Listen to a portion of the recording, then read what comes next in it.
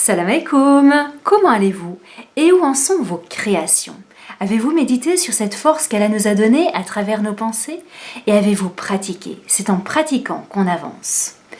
Continuons notre réflexion. Même dans notre relation spirituelle, notre imagination a une grande place. Par exemple, dans la salate, on imagine la présence proche d'Allah subhanahu wa ta'ala. Ou lorsque nous faisons une sadaqa, on imagine le ciel ouvert et les anges qui montent et descendent pour faire monter vers Allah nos doha. Quand on fait le pèlerinage, on imagine qu'Allah nous purifie et efface nos péchés. Quand on travaille, on a conscience que l'on fait notre rôle de khalifa et qu'on participe à embellir cette terre. Dans tous nos actes d'adoration, c'est-à-dire à chaque seconde, on pense à notre amour pour Allah. On cherche, on imagine comment nous rapprocher toujours plus de lui. Sans l'imagination, notre foi est fade. D'ailleurs, au paradis, nous n'aurons pas de corps. Ce sera seulement notre imagination. On veut quelque chose et on l'a. Comme Allah nous le dit dans la sourate Al-Fussilat, verset 31. Bismillahirrahmanirrahim. Nahnu awliyaukum fil hayati dunya wa fil akhirah wa lakum fiha ma tashtahi anfusukum wa lakum fiha ma tad'un.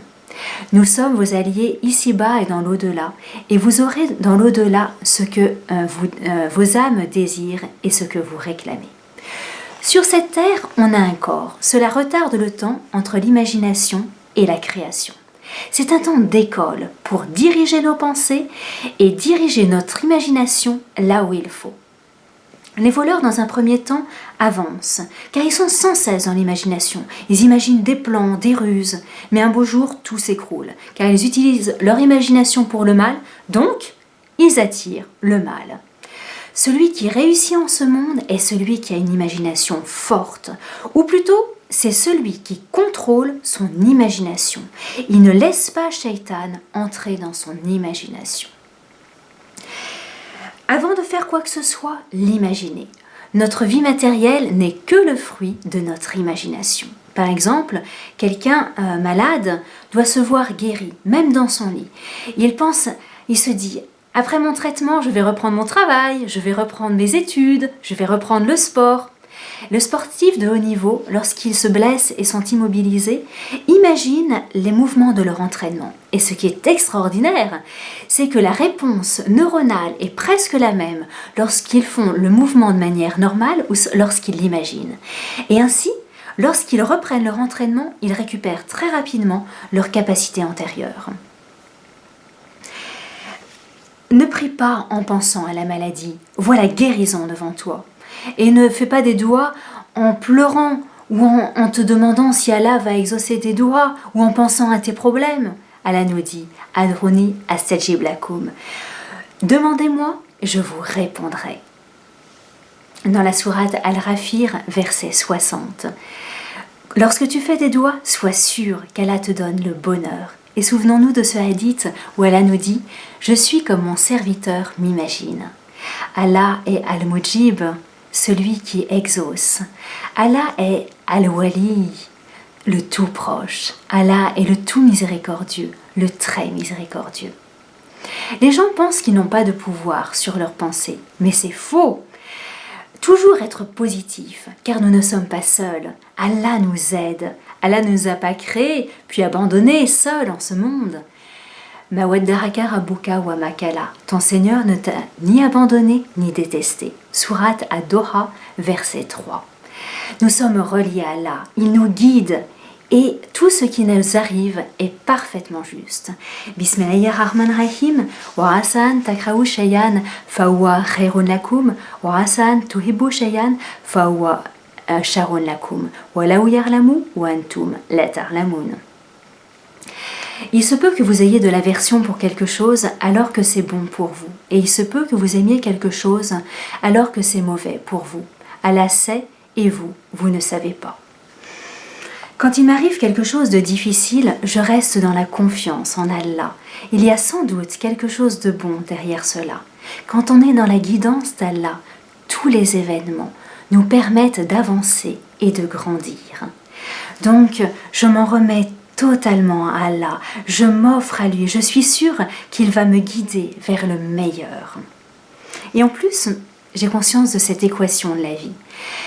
Une situation donnée de la vie, même difficile, plus ma réaction, positive bien sûr, est égale à un bénéfice pour moi. Le jeûne est un moyen de nous renforcer. Ainsi, même si notre corps nous dit « j'ai faim, j'ai soif », mais nous, on résiste au fait de manger et de boire, même si on est devant la nourriture ou la boisson, car on imagine qu'Allah va nous donner quelque chose de magnifique. Et ainsi, on s'entraîne à avoir une imagination forte. La loi de l'attraction, c'est « j'attire ce que j'aimais ». C'est une loi universelle qui s'adresse à tous, croyants comme aux non-croyants, aux bébés comme aux vieillards. Allah nous dit Bismillahirrahmanirrahim. Ya ayyuhallazina amanu taqwa wal tanzur nafsun ma qaddamat lighadin. Ô vous les croyants, soyez des muttaqin et que chaque âme voit bien ce qu'elle a avancé pour demain. Et le prophète sallallahu alayhi wa sallam nous disait prévoyez le bien et vous l'aurez.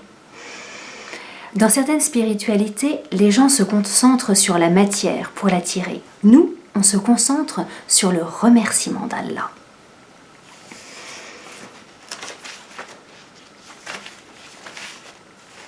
On attire ce qu'on aimait consciemment et aussi inconsciemment, d'où la nécessité de tout le temps se nettoyer pour ne pas attirer à notre insu quelque chose de négatif.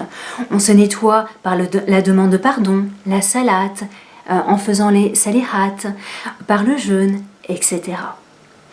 Et la chance que nous avons, c'est que si nous avons fait quelque chose de négatif, dès que nous en avons conscience, nous demandons pardon à Allah, nous faisons des hasanats et cela va bloquer le retour négatif. Allah est le tout miséricordieux, le très miséricordieux.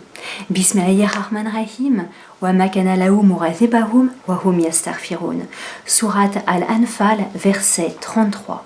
Et Allah n'est point tel qu'il les châtie alors qu'ils demandent pardon. Si on a une pensée négative, on demande pardon à Allah. Et tout de suite, on la transforme par une idée positive. Et si le négatif, le waswas, rumine dans notre tête, on demande la protection d'Allah. A'udhu billahi minash shaitanir rajim. Ou encore plus fort, A'udhu billahi as-samir al-alim minash shaitanir rajim.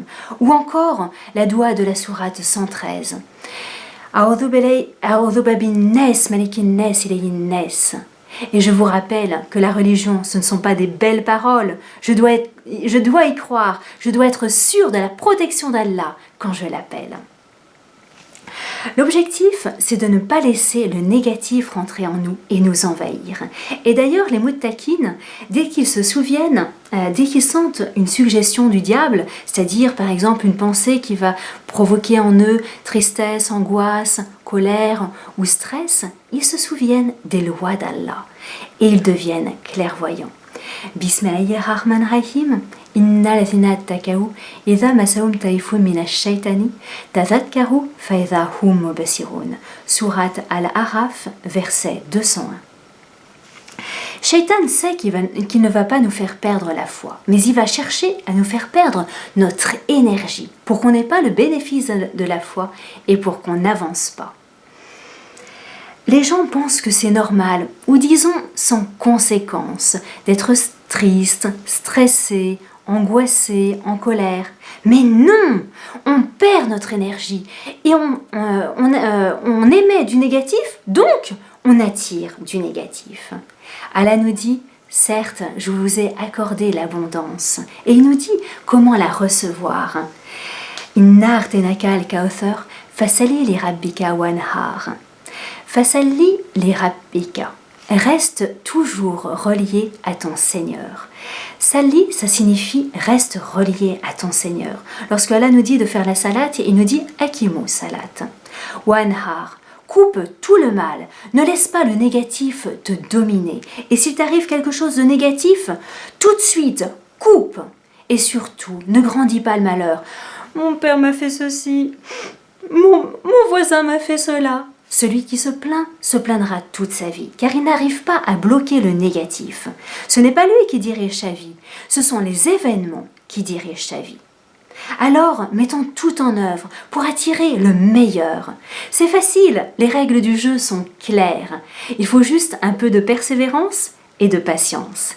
Et soutenons-nous ensemble pour le meilleur. Quand quelqu'un rayonne, il donne l'exemple à tous ceux autour de lui pour qu'ils rayonnent à leur tour. Soyons des flambeaux pour que les autres à notre contact viennent réallumer leur flamme de vie. J'espère que ces informations vous ont apporté et si c'est le cas, merci de vous abonner et de partager et n'oubliez pas le pouce final. Et je vous remercie pour vos commentaires car ils me permettent d'imaginer les prochaines vidéos. Je vous dis à bientôt Inch'Allah. Assalamu alaikum wa rahmatullah wa barakatuh.